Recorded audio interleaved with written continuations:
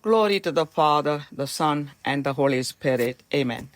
Today's topic is Feel the presence of God like Moses. Heavenly Father, I thank you for the past week. Lord, help me, your servant, to deliver the message in a fruitful way. May this message transform those who hear me.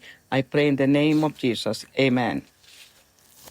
All the prophets in the Bible were ordinary people who were chosen and strengthened by God for various purposes. Even though they were weak and ignorant, God guided them in every step of their journey to accomplish the purposes of God. Moses was chosen by God to bring the Israelites safely out of the slavery of Egypt. He was supposed to die in the Nile River as a baby since the Pharaoh ordered that all the sons born to Hebrews should be thrown into the Nile River. The Pharaoh's daughter saved his life without knowing that he was the chosen one of God. God spoke to Moses face to face throughout the journey of the Israelites from Egypt to the Promised Land. Throughout the scriptures, God's presence is portrayed as a source of comfort, strength, and protection for those who seek Him wholeheartedly.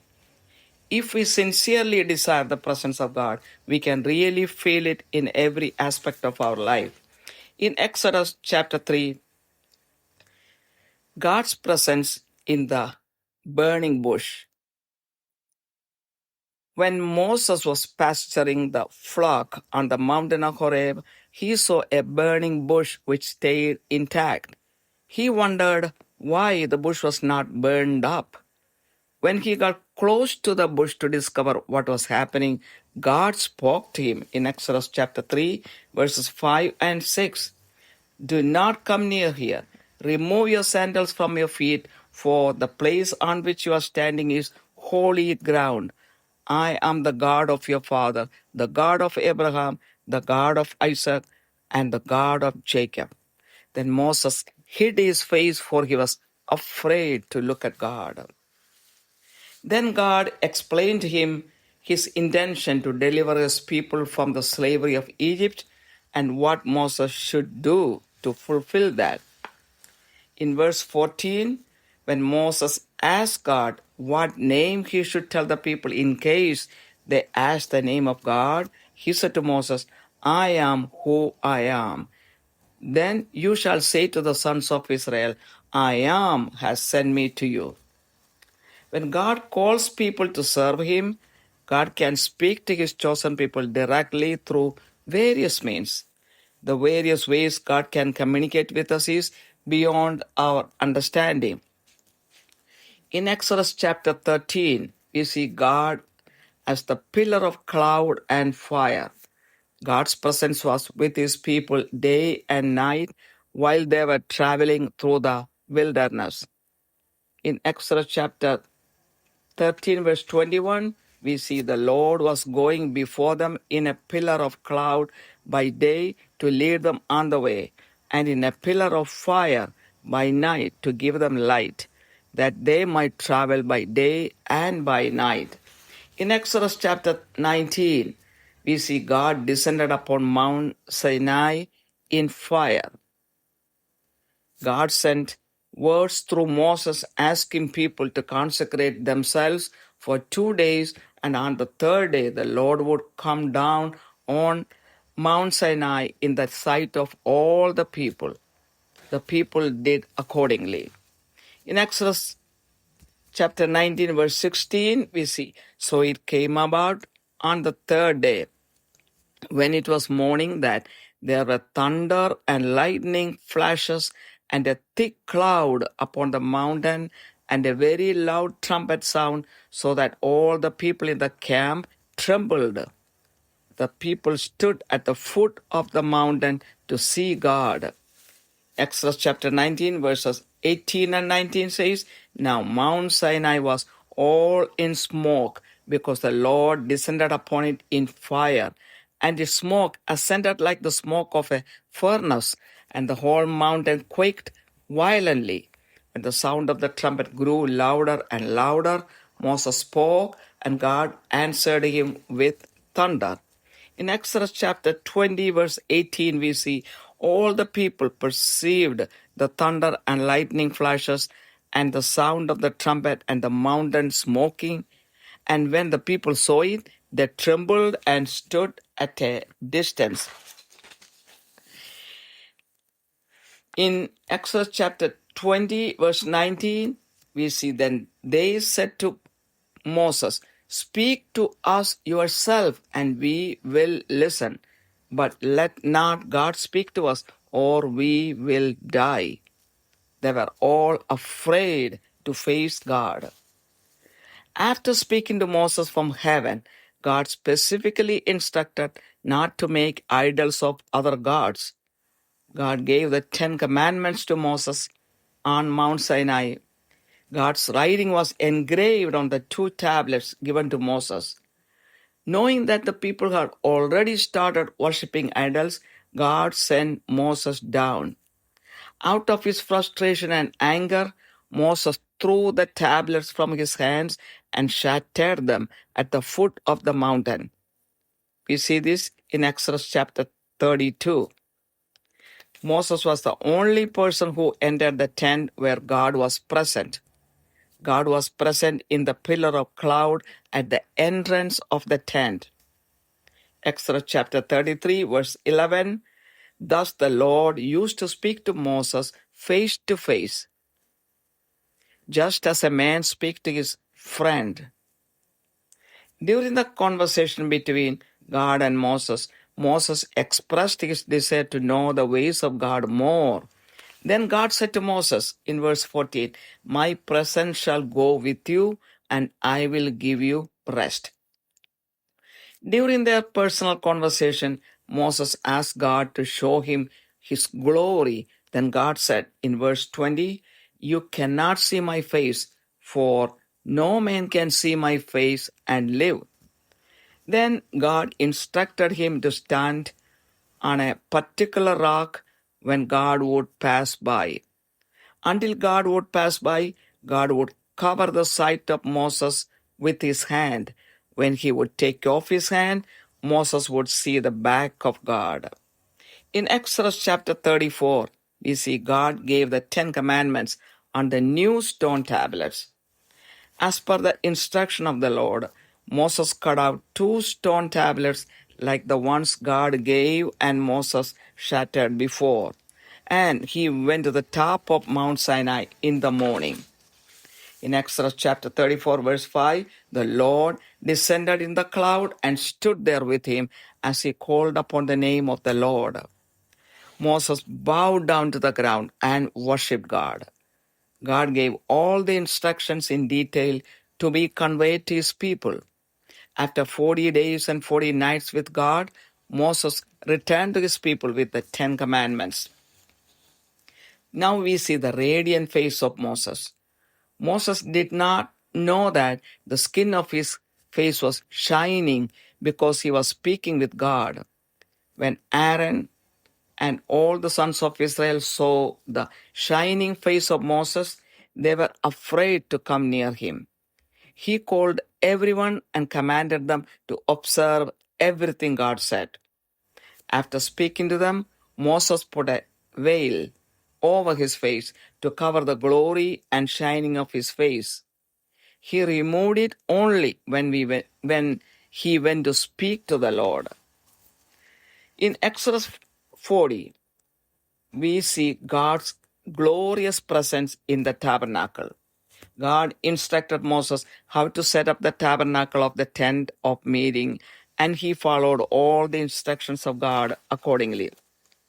Exodus 40, verses 34 to 38, it says, "Then a cloud covered the tent of meeting, and the glory of the Lord filled the tabernacle. Moses was not able to enter the tent of meeting because the cloud had settled on it, and the glory of the Lord filled the tabernacle. Throughout all their journeys, whenever the cloud was taken up from over the tabernacle, the sons of Israel would set out. But if the cloud was not taken up, then they did not set out until the day when it was taken up. For the cloud of the Lord was upon the tabernacle by day, and fire was on it by night, in the sight of all the house of Israel throughout all their journeys. Now we see Jesus as the presence of God. In St. John's Gospel, chapter 1, verse 14, it says, "And the Word became flesh and dwelt among us, and we saw his glory as of the only begotten from the Father, full of grace and truth." The whole world has not accepted Jesus, the Son of God, who came down from heaven and who went back to heaven after his mission of getting crucified for our salvation. The world is still facing the after effects of not respecting and accepting him.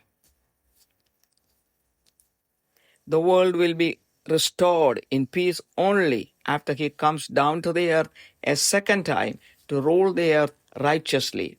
While he was on the earth, Jesus did everything his Father in heaven would do for us and which no other human on the earth has ever done. Now, the presence of God at the baptism of Jesus, according to Luke chapter 3, verse 22, when Jesus got baptized and was praying, the Holy Spirit descended on him in bodily form like a dove, and a voice came from heaven, "You are my beloved Son, with you I am well pleased." The presence of God at the transfiguration of Jesus we see in St. Matthew's Gospel, chapter 17. During the transfiguration of Jesus on Mount Tabor, his face shone like the sun, and his garments became as white as light. Moses and Elijah appeared to them and talked to Jesus. Then a bright cloud overshadowed them.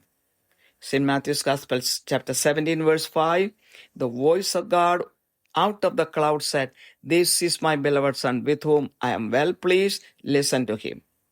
When the disciples heard this, they fell face down to the ground and were terrified.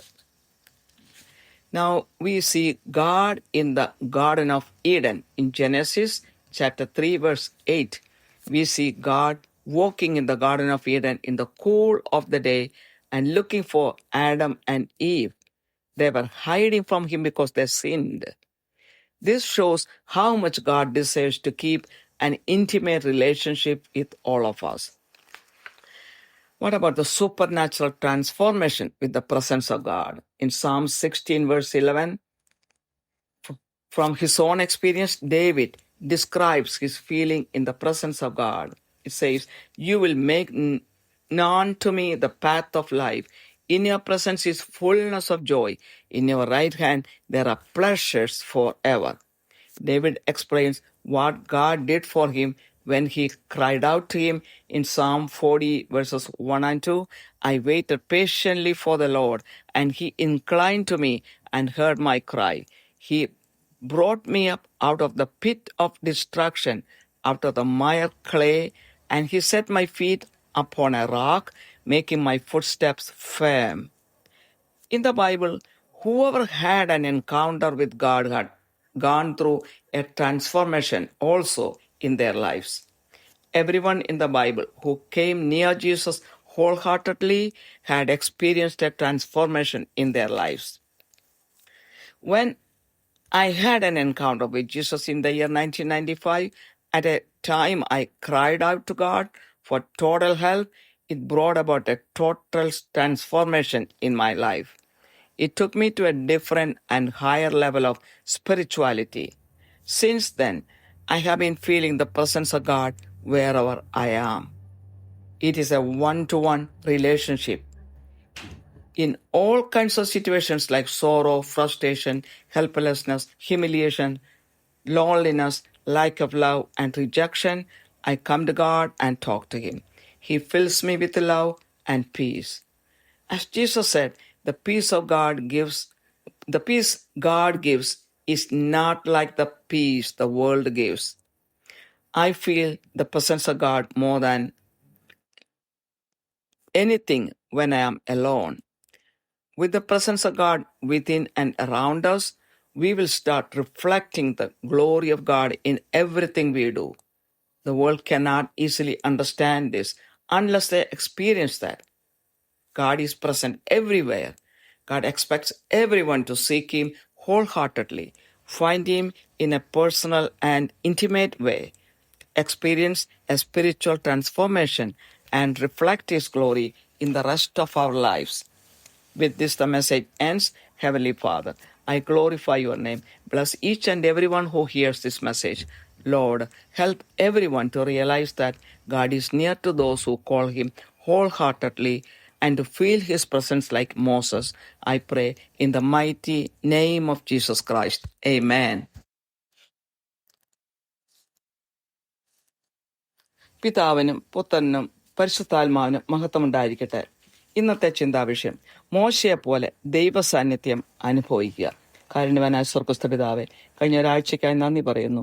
ഇന്നത്തെ സന്ദേശം വേണ്ടതുപോലെ മറ്റുള്ളവരിലേക്ക് കൈമാറുവാൻ ഈ ദാസിയെ സഹായിക്കണമേ. കേൾക്കുന്നവരിൽ ഒരു രൂപാന്തരം ഉണ്ടാകുവാൻ ഇടയാക്കണമേ. യേശുവിൻ്റെ നാമത്തിൽ തന്നെ ആമേൻ. സുവിശേഷത്തിലുടനീളം നമുക്ക് കാണാം, ദൈവം അനേകം പ്രവാചകന്മാരെ പല വിവിധ ഉദ്ദേശങ്ങൾക്ക് വേണ്ടി തിരഞ്ഞെടുക്കുകയും ശക്തിപ്പെടുത്തുകയും ചെയ്യുന്നതായിട്ട്. അവർ ബലഹീനരും അറിവില്ലാത്തവരും ഒക്കെ ആണെങ്കിലും ദൈവം അവരുടെ യാത്രയിൽ ദൈവത്തിൻ്റെ ഉദ്ദേശം സാധിക്കുവാൻ വേണ്ടി ദൈവം അവരെ വഴി നടത്തുന്നത് നമ്മൾ കാണുന്നു. അങ്ങനെ ദൈവം തിരഞ്ഞെടുത്ത് വഴി നടത്തി ശക്തിപ്പെടുത്തിയ ഒരു വ്യക്തിയാണ് മോശ. ഇസ്രായേൽ ജനതയെ അടിമത്തത്തിൽ നിന്നും, ഈജിപ്തിൻ്റെ അടിമത്തത്തിൽ നിന്നും വാഗ്ദാന ഭൂമിയിലേക്ക് കൊണ്ടുവരാൻ വേണ്ടി ദൈവം തിരഞ്ഞെടുത്ത ഒരു വ്യക്തിയായിരുന്നു മോശ. അന്നത്തെ ഫറവോയുടെ നിയമം അനുസരിച്ച് ഹെബ്രായർക്ക് ഉണ്ടാകുന്ന എല്ലാ ആൺമക്കളും നൈൽ നദിയിൽ എറിയപ്പെടണമെന്ന് നിയമം വന്നപ്പോൾ എറിയപ്പെട്ട ഒരു വ്യക്തിയാണ് മോശ. എന്നാൽ ഇതൊന്നും അറിയാതെ, ദൈവത്തിൻ്റെ തിരഞ്ഞെടുക്കപ്പെട്ട ഒരു വ്യക്തിയാകുമെന്നൊന്നും അറിയാതെ ഫറവോയുടെ തന്നെ മകൾ, അവൾക്ക് ഇഷ്ടം തോന്നുകൊണ്ട് മോശയെ എടുത്ത് അവൻ്റെ ജീവൻ രക്ഷിക്കുന്നത് നമ്മൾ കാണുന്നു.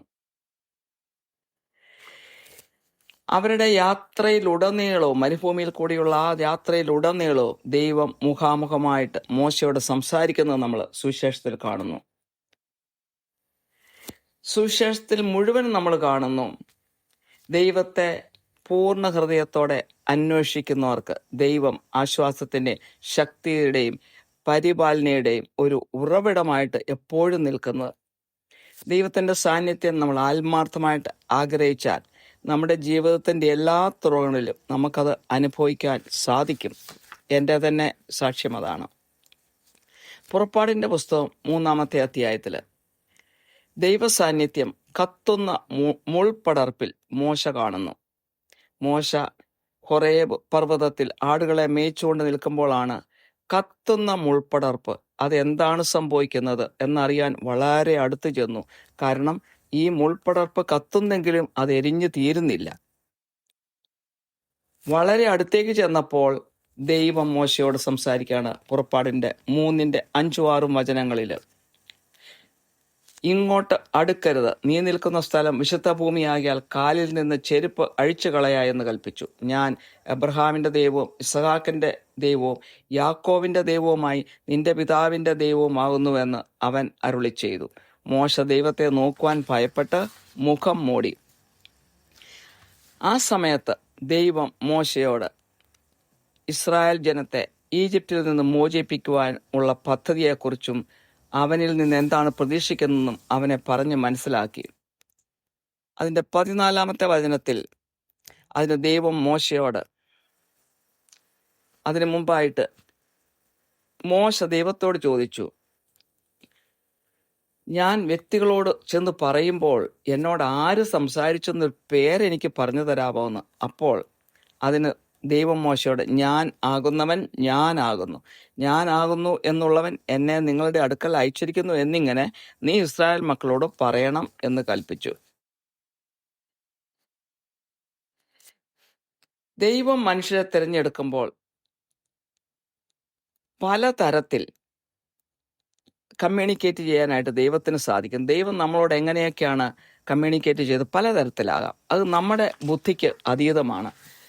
പുറപ്പാടിൻ്റെ പുസ്തകം 13-ാം അധ്യായത്തിൽ ദൈവം മേഘസ്തംഭമായും അഗ്നിത്തൂണായിട്ടും പ്രത്യക്ഷപ്പെടുന്നത് നമ്മൾ കാണുന്നു. അവർ മരുഭൂമിയിൽ കൂടി യാത്ര ചെയ്യുമ്പോൾ മേഘസ്തംഭമായും അഗ്നിത്തൂണുമായിട്ടാണ് എപ്പോഴും ദൈവം അവരുടെ കൂടെ ഉണ്ടായിരുന്നത്. അതിൻ്റെ 21-ാമത്തെ വചനത്തിൽ പറയുന്നു, അവർ പകലും രാവും യാത്ര ചെയ്യുവാൻ തക്കവണ്ണം അവർക്ക് വഴി കാണിക്കേണ്ടതിന് പകൽ മേഘസ്തംഭത്തിലും അവർക്ക് വെളിച്ചം കൊടുക്കേണ്ടതിന് രാത്രി അഗ്നിസ്തംഭത്തിലും യഹോവ അവർക്ക് മുമ്പായി പോയിക്കൊണ്ടിരുന്നു എന്ന്. ഇനി പുറപ്പാടിൻ്റെ പുസ്തകം 19-ാം അധ്യായത്തിൽ ദൈവം സീനായി മലയിൽ തീയായി ഇറങ്ങി വരുന്നത് വിശദീകരിച്ചിരിക്കുന്നു.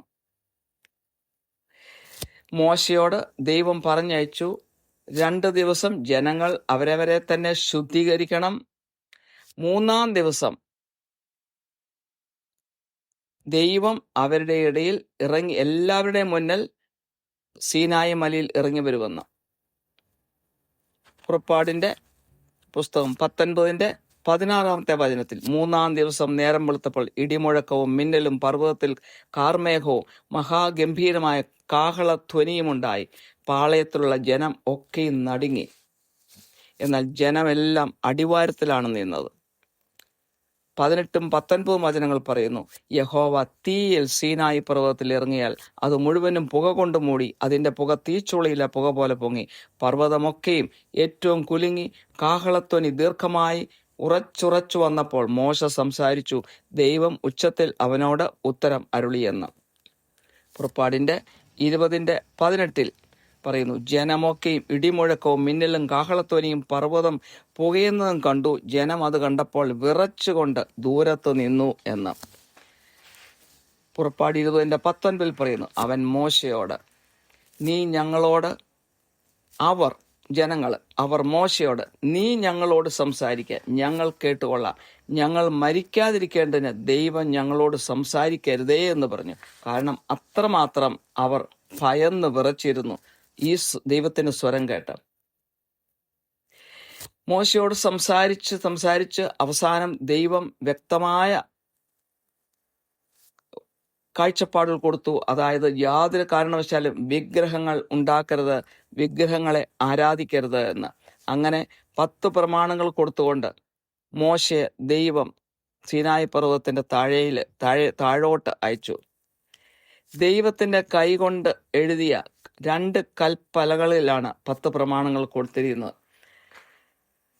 ദൈവത്തിന് മനസ്സിലായി ജനം വിഗ്രഹങ്ങളെ ആരാധിക്കാൻ തുടങ്ങിയെന്ന്. അതുകൊണ്ട് തന്നെ വളരെ പെട്ടെന്ന് മോശയെ താഴേക്ക് അയക്കുകയാണ് ചെയ്യുന്നത്. മോശ വന്നപ്പോൾ ജനങ്ങൾ ഈ വിഗ്രഹങ്ങളെ ആരാധിക്കുന്നത് കാണുകയും കോപം കൊണ്ട് നിരാശ കൊണ്ടും ആ കൽപ്പലകൾ 2ഉം എറിഞ്ഞ് ഉടയ്ക്കുകയാണ് ചെയ്തത് മോശ. പുറപ്പാടിന്റെ പുസ്തകം 33-ാമത്തെ അധ്യായത്തിൽ ദൈവം മുഖാമുഖം മോശയോട് സംസാരിക്കുന്നത് കാണുന്നു. അവിടെ ഉണ്ടായിരുന്ന കൂടാരത്തിലായിരുന്നു ദൈവത്തിന്റെ സാന്നിധ്യം. ആ കൂടാരത്തിൽ പ്രവേശിക്കാൻ മോശയ്ക്ക് മാത്രമേ അനുവാദമുണ്ടായിരുന്നുള്ളൂ. ദൈവം മേഘസ്തംഭമായി ആ കൂടാരത്തിന്റെ വാതിക്കൽ ഉണ്ടായിരുന്നു. അതിന്റെ 11-ാമത്തെ വചനം പറയുന്നു, ഒരുത്തൻ തന്റെ സ്നേഹിതനോട് സംസാരിക്കുന്നത് പോലെ യഹോവ മോശയോട് അഭിമുഖമായി സംസാരിച്ചു എന്ന്. ആ സംസാരത്തിനിടയിൽ വ്യക്തിപരമായ സംസാരത്തിനിടയിൽ, അതായത് ദൈവവും മോശയുമായിട്ട് സംസാരത്തിനിടയിൽ ഈ ദൈവത്തെ കൂടുതലായിട്ട് ദൈവത്തിന്റെ വഴികൾ അറിയാൻ ആഗ്രഹമുണ്ടെന്ന് മോശ പറഞ്ഞപ്പോൾ ദൈവം മോശയോട് പറഞ്ഞു, അതിന്റെ 14-ാമത്തെ വചനത്തിൽ, അതിനവൻ എൻ്റെ സാന്നിധ്യം നിന്നോടുകൂടെ പോരും, ഞാൻ നിനക്ക് സ്വസ്ഥത നൽകും എന്ന് അരുളി ചെയ്തു. ആ വ്യക്തിപരമായ സംസാരത്തിൽ മോശ വീണ്ടും ഒരാഗ്രഹം പ്രകടിപ്പിച്ചു, ദൈവത്തിന്റെ മഹത്വം കാണുവാൻ എന്നെ അനുവദിക്കാമോ എന്ന്. അതിന്റെ 20-ാമത്തെ വചനത്തിൽ, നിനക്ക് എൻ്റെ മുഖം കാണുവാൻ കഴിയില്ല, ഒരു മനുഷ്യനും എന്നെ കണ്ട് ജീവനോടെ ഇരിക്കുകയില്ല എന്നും അവൻ കൽപ്പിച്ചു. പിന്നെ ദൈവം മോശയോട് കൽപ്പിച്ചു, ഒരു പ്രത്യേക പാറയിൽ പോയി നിന്നുകൊള്ളുക, ഞാൻ കടന്നു പോകും. എന്നാൽ ഞാൻ കടന്നു പോകുമ്പോൾ എൻ്റെ മുഖം കാണുവാൻ അനുവദിക്കാതെ എൻ്റെ കൈ ഞാൻ പിടിക്കും. അപ്പോൾ നിനക്കെന്നെ കാണാൻ സാധിക്കില്ല. ഞാൻ കടന്നു കഴിയുമ്പോൾ എൻ്റെ കൈ മാറ്റും. അപ്പോൾ നിനക്കെൻ്റെ പുറം ഭാഗം കാണുവാൻ സാധിക്കുമെന്ന്. അത്രമാത്രം അടുപ്പമുള്ള ഒരു ബന്ധമായിരുന്നു മോശയും ദൈവവുമായിട്ട്. പുറപ്പാടിൻ്റെ പുസ്തകം 34 അധ്യായത്തിൽ 2-ാം പ്രാവശ്യവും ദൈവം 10 കൽപ്പനകൾ മോശയെ ഏൽപ്പിക്കുന്നത് നമ്മൾ കാണുന്നു. ദൈവം മോശയോട് പറഞ്ഞു, നേരത്തെ ഞാൻ തന്നതുപോലെ തന്നെ നീ 2 കൽപ്പലകൾ ചെത്തി മിനുക്കി കൊണ്ടുവരണം. അങ്ങനെ ദൈവം പറഞ്ഞതനുസരിച്ച് രാവിലെ തന്നെ മോശ അവിടെ ചെന്നു. പുറപ്പാടിൻ്റെ ദിവസം 34:5 അപ്പോൾ യഹോവ മേഘത്തിൽ ഇറങ്ങി അവിടെ അവൻ്റെ അടുക്കൽ നിന്ന് യഹോവയുടെ നാമത്തെ ഘോഷിച്ചു. അപ്പോൾ മേഘത്തിൽ ദൈവം ഇറങ്ങുന്നത് കണ്ട ദൈവത്തിൻ്റെ നാമത്തെ മോശ ഘോഷിച്ചു. വെറുതെ നിന്നുകൊണ്ടല്ല, അവൻ നിലത്ത് കമന്നു വീണ് ദൈവത്തെ ആരാധിച്ചു എന്നവിടെ പറയുന്നുണ്ട്. മോശയ്ക്ക് എല്ലാ നിർദ്ദേശങ്ങളും ദൈവം കൊടുത്തു. 40 രാവും 40 പകലും ദൈവത്തോടുകൂടി മോശയുണ്ടായിരുന്നു. അവസാനം 10 കൽപ്പനകൾ കൊടുത്തു. ആ 40-ാം ദിവസത്തിന് ശേഷം മോശ ജനങ്ങളുടെ ഇടയിലേക്ക് ഇറങ്ങിപ്പോന്നു. പിന്നെ നമ്മൾ കാണുന്ന മോശയുടെ ശോഭയുള്ള മുഖമാണ്. ദൈവവുമായി 40 ദിവസം അടുത്തിരുന്ന മോശയുടെ മുഖം പ്രകാശിച്ചിരുന്നു, നല്ല ശോഭയുണ്ടായിരുന്നു. അത് കണ്ടപ്പോൾ കൂടെ ഉണ്ടായിരുന്നവര് മോശയുടെ അടുത്ത് ചെല്ലാൻ തന്നെ പേടിച്ചു. മോശയുടെ സഹോദരനായ അഹറോൻ പോലും അടുത്ത് ചെല്ലുവാനായിട്ടൊരു ഭയമായിരുന്നു. ദൈവം പറഞ്ഞതെല്ലാം ചെയ്യണമെന്ന് മോശ അവരോട് കൽപ്പിച്ചു. എന്നാൽ ഈ ശോഭ കൂടിക്കൂടി വന്നപ്പോൾ അവർക്ക് അടുത്ത് നിൽക്കാൻ ബുദ്ധിമുട്ടുണ്ടായിരുന്നതുകൊണ്ട് മോശ ഒരു വെയിലെടുത്ത് മുഖം കവർ ചെയ്തു. മോശ എപ്പോഴും അത് ഇട്ടുകൊണ്ടാണ് അവരുടെ അടുത്ത് നിന്നിരുന്നത്. എന്നാൽ കർത്താവിൻ്റെ അടുത്തേക്ക് ചെന്ന സമയത്ത് കൂടാരത്തിൽ ചെല്ലുമ്പോൾ മാത്രം ആ വെയിൽ എടുത്ത് മുഖം മൂടി എടുത്ത് മാറ്റി. എന്നാൽ പുറത്തേക്ക് ഇറങ്ങുമ്പോൾ വീണ്ടും ആ മുഖം മൂടി വെച്ചുകൊണ്ടാണ് മോശ നടന്നിരുന്നത്. പുറപ്പാടിൻ്റെ പുസ്തകം 40-ാം അധ്യായത്തിൽ ദൈവത്തിൻ്റെ മഹത്വപൂർണമായ തേജസ്, ആ സാന്നിധ്യം ആ സമാഗമന കൂടാരത്തിൽ ഉണ്ടായിരുന്നു നമ്മൾ കാണുന്നു. മോശയ്ക്ക് പ്രത്യേക നിർദ്ദേശങ്ങൾ ദൈവം കൊടുത്തു. ആ സമാഗമന കൂടാരം എങ്ങനെയൊക്കെ ഉണ്ടാക്കണമെന്ന് അതനുസരിച്ച് തന്നെ ആണ് മോശ ആ സമാഗമന കൂടാരം എല്ലാം റെഡിയാക്കിയത്. പുറപ്പാട് 40-34 മുതൽ 38 വരെ ഉള്ള വചനങ്ങളിൽ അതേക്കുറിച്ച് പറയുന്നു. അപ്പോൾ മേഘം സമാഗമന കൂടാരത്തെ മൂടി, യഹോവയുടെ തേജസ് തിരുനിവാസത്തെ നിറച്ചു. മേഘം സമാഗമന കൂടാരത്തിന്മേൽ അധിവസിക്കുകയും യഹോവയുടെ തേജസ് തിരുനിവാസത്തെ നിറയ്ക്കുകയും ചെയ്തുകൊണ്ട് മോശയ്ക്ക് അകത്ത് കടപ്പാൻ കഴിഞ്ഞില്ല. ഇസ്രായേൽ മക്കൾ തങ്ങളുടെ സകല പ്രയാണങ്ങളിലും മേഘം തിരുനിവാസത്തിന്മേൽ നിന്ന് ഉയരുമ്പോൾ യാത്ര പുറപ്പെടും. മേഘം ഉയരാതിരുന്നാൽ അത് ഉയരുന്നാൾ വരെ അവർ യാത്ര പുറപ്പെടാതിരിക്കും. ഇസ്രായേലിയുടെ സകല പ്രയാണങ്ങളിലും അവരെല്ലാവരും കാണുക പകൽ സമയത്ത് തിരുനിവാസത്തിന്മേൽ യഹോവയുടെ മേഘവും രാത്രി സമയത്ത് അതിൽ അഗ്നിയും ഉണ്ടായിരുന്നു. ഇനി നമ്മൾ കാണുന്നത് യേശു ദൈവത്തിൻ്റെ സാന്നിധ്യമായിരുന്നു. വിശുദ്ധ യോഹന്നാൻ സുവിശേഷം 1:14 പറയുന്നു, വചനം ജഡമായി തീർന്നു, കൃപയും സത്യവും നിറഞ്ഞവനായി നമ്മുടെ ഇടയിൽ പാർത്തു. ഞങ്ങൾ അവൻ്റെ തേജസ് പിതാവിൽ നിന്ന് ഏകജാതനായവൻ്റെ തേജസ്സായി കണ്ടുവെന്ന്. എന്നാൽ ഇന്നും ലോകം മുഴുവനും യേശുവിനെ ദൈവപുത്രനായി അംഗീകരിച്ചിട്ടില്ല. സ്വർഗത്തിൽ നിന്ന് ഇറങ്ങി വന്നവനും സ്വർഗത്തിലേക്ക് പോയവനും നമ്മുടെ രക്ഷയ്ക്ക് വേണ്ടി സ്വന്തം ജീവൻ തന്നെ കൊടുത്തവനുമായി യേശു അല്ലാതെ മറ്റാരും ഭൂമിയിൽ ഇന്ന് വരെ ഉണ്ടായിട്ടില്ല. ഇന്ന് ഈ ലോകം ഫേസ് ചെയ്യുന്ന എല്ലാ പ്രശ്നത്തിനും കാരണം ഈ യേശുവിനെ ദൈവപുത്രനായി അംഗീകരിക്കാത്തത് തന്നെയാണ്. ഈ ലോകത്ത് സമാധാനം പുനഃസ്ഥാപിക്കപ്പെടണമെങ്കിൽ 2ാമത്തെ വരവിൽ യേശുവിൻ്റെ നീതിപൂർണമായ 1000 വർഷത്തെ ഈ ഭരണം ഭൂമിയിൽ എന്ന് സ്ഥാപിതമാകുന്നുവോ അന്നേ ഈ സമാധാനം ഈ ഭൂമിയിൽ പുനഃസ്ഥാപിക്കപ്പെടുകയുള്ളൂ. എന്നാൽ ഭൂമിയിലായിരുന്നപ്പോൾ പിതാവ് എന്തൊക്കെ ചെയ്യുമോ അതെല്ലാം ഭൂമിയിൽ ചെയ്തു. ആ പ്രവൃത്തികൾ ആരും മറ്റ് മനുഷ്യരാരും ചെയ്തിട്ടില്ല. അതാണ് യേശു ചെയ്തത്. അപ്പോൾ ദൈവത്തിൻ്റെ സാന്നിധ്യമായിരുന്നു യേശുവിൻ്റെ സാന്നിധ്യം ഭൂമിയിൽ ഉണ്ടായിരുന്നപ്പോൾ.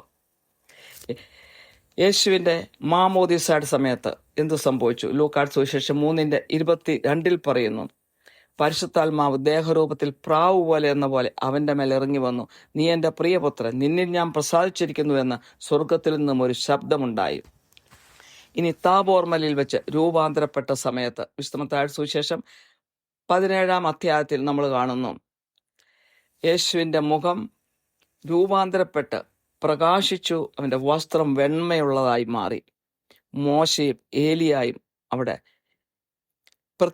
പ്രത്യക്ഷരായി ഒരു മേഘത്തിനകത്ത് ആയിരുന്നു അവർ. അതിൻ്റെ 5-ാമത്തെ വചനത്തിൽ പറയുന്നു, മേഘത്തിൽ നിന്ന് ഇവൻ എൻ്റെ പ്രിയപുത്രൻ, ഇവങ്കൽ ഞാൻ പ്രസാദിക്കുന്നു, ഇവന് ചെവി കൊടുപ്പിൻ എന്ന് ഒരു ശബ്ദമുണ്ടായി. ഇത് കേട്ടപ്പോൾ ശിഷ്യന്മാര് മുഖമടിച്ച് വീഴുകയാണിയത്. കാരണം അത്രമാത്രം അവർ ഭയന്നുപോയി. ഇനി ദൈവം ഏദൻ തോട്ടത്തിൽ നടന്നതിനെ കുറിച്ച് നമുക്ക് കാണാം. ഉൽപ്പത്തി പുസ്തകം 3:8 വെയിലാറിയപ്പോൾ ദൈവം ഏദൻ തോട്ടത്തിൽ, അത് ഭൂമിയിലായിരുന്നല്ലോ, ഏദൻ തോട്ടത്തിൽ ആദത്തെയും ഹവ്വായെയും തേടി നടക്കുന്നത് നമ്മൾ കാണുന്നു.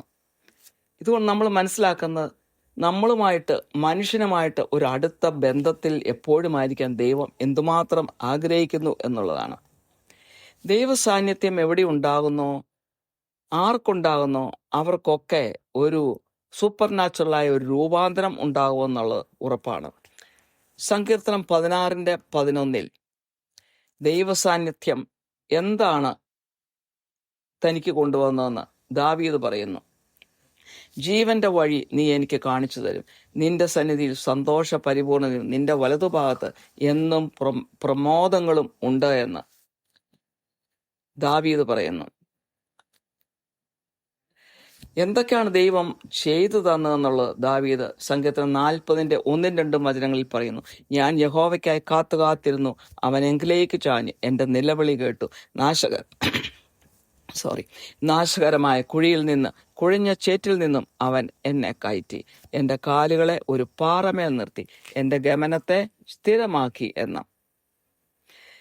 സുവിശേഷത്തിൽ നമ്മൾ കാണുന്നു, ആരൊക്കെ ദൈവവുമായിട്ട് ഒരു അടുത്ത അറിഞ്ഞ അവസ്ഥയിൽ വന്നിട്ടുണ്ടോ അവരിലൊക്കെ ഒരു രൂപാന്തരം ഉണ്ടായിട്ടുണ്ട്. യേശുവുമായിട്ട് അടുത്ത ബന്ധം ആരൊക്കെ പുലർത്തിയോ, അടുക്കലേക്ക് ആരൊക്കെ വന്നോ അവരിലൊക്കെ ഒരു രൂപാന്തരം ഉണ്ടായിട്ടുണ്ട്. 1995 യേശുവുമായിട്ട് എനിക്കൊരു എൻകൗണ്ടർ ഉണ്ടായത്, 2 മണിക്കൂർ എൻകൗണ്ടർ. അത് ഞാൻ നേരത്തെയും പറഞ്ഞിട്ടുണ്ട്. അത് എപ്പോഴാണ് സംഭവിച്ചത്? ദൈവത്തിന് മുമ്പാകെ ഞാൻ എൻ്റെ നിസ്സഹായതയിൽ നിലവിളിച്ചപ്പോഴാണ്. അതെനിക്കൊരു പൂർണ്ണമായ രൂപാന്തരമാണ് എന്നിൽ കൊണ്ടുവന്നത്. ആത്മീയ തലത്തിൽ ആത്മീയമായി ഒരു ഉയർന്ന തലത്തിലേക്ക്, അല്ലെങ്കിൽ ഒരു വ്യത്യസ്ത തലത്തിലേക്ക് എന്നെ എത്തിക്കുകയാണ് ചെയ്തത്. അതിനുശേഷം ഞാൻ എൻ്റെ ജീവിതത്തിൽ എപ്പോഴും ദൈവസാന്നിധ്യം അനുഭവിക്കുന്നു. അത് ഒരു 1-to-1 ആയിട്ടുള്ള ഒരു ദൈവസാന്നിധ്യമാണ്. ഏത് സാഹചര്യം വന്നാൽ, സങ്കടം, നിരാശ, നിസ്സഹായത, ഏകാന്തത, സ്നേഹം കിട്ടാത്ത അവസ്ഥ, മറ്റുള്ളവരാൽ ഉപേക്ഷിക്കപ്പെടുന്ന അവസ്ഥ ഒക്കെ വരുമ്പോൾ ഞാൻ ദൈവത്തോടാണ് സംസാരിക്കുന്നത്. ആ ദൈവം സ്നേഹം തന്നും സമാധാനം കൊണ്ടും എന്നെ നിറയ്ക്കും. അപ്പോൾ യേശു പറഞ്ഞതുപോലെ, ഞാൻ തരുന്ന സമാധാനം ലോകം തരുന്നത് പോലെയല്ല എന്ന് അത് ഞാൻ വ്യക്തമായിട്ട് അനുഭവിച്ചറിഞ്ഞൊരു വ്യക്തിയാണ്. ഒറ്റയ്ക്കായിരിക്കുമ്പോൾ എനിക്ക് ഏകാന്തത അനുഭവപ്പെടാറില്ല. ദൈവസാന്നിധ്യം കൂടുതലായിട്ട് ഞാൻ അനുഭവപ്പെടുന്നു. അപ്പോൾ നമ്മുടെ ഉള്ളിലും നമ്മുടെ ചുറ്റുപാടും ദൈവസാന്നിധ്യം നമുക്ക് അനുഭവിക്കാൻ പറ്റുമെങ്കിൽ നമുക്കൊരു രൂപാന്തരമുണ്ടാകും. ദൈവമഹത്വം നമ്മളിൽ കൂടി പ്രകടമാകും. ഇത് അനുഭവിച്ചറിഞ്ഞാൽ മാത്രമേ മനസ്സിലാകുകയുള്ളൂ. ദൈവം എല്ലായിടത്തും പ്രസന്റ് ആണ്, സന്നിഹിതനാണ്. നമ്മൾ ഹൃദയ പരമാർത്ഥതയോടെ ദൈവത്തെ ഇൻറ്റിമേറ്റ് ആയിട്ട്, പേഴ്സണലായിട്ട് നമ്മൾ വിളിച്ചാൽ ദൈവം നമ്മുടെ അടുത്ത് വരും. നമ്മളിലൊരു രൂപാന്തരം ഉണ്ടാകും. ആ ദൈവത്തിൻ്റെ മഹത്വം നമ്മളിലേക്കും വ്യാപിക്കും. ഇതോടെ സന്ദേശം ഇവിടെ അവസാനിക്കുന്നു. സ്നേഹവാനായ സ്വർഗ്ഗസ്ഥ പിതാവേ, ഈ വചനം കേൾക്കുന്ന എല്ലാവരെയും അനുഗ്രഹിക്കണമേ. ആത്മാർത്ഥ ഹൃദയത്തോടെ വിളിക്കുന്ന ഏവർക്കും ദൈവം സമീപസ്ഥനാണെന്ന് മനസ്സിലാക്കുവാനും മോശയെപ്പോലെ ദൈവസാന്നിധ്യം അനുഭവിക്കുവാനും എല്ലാവരെയും സഹായിക്കണമേ. മാനവും മഹത്വം അവിടത്തേക്ക് തരുന്നു. യേശു ക്രിസ്തുവിന്റെ ധന്യനാമത്തിൽ തന്നെ. ആമേൻ.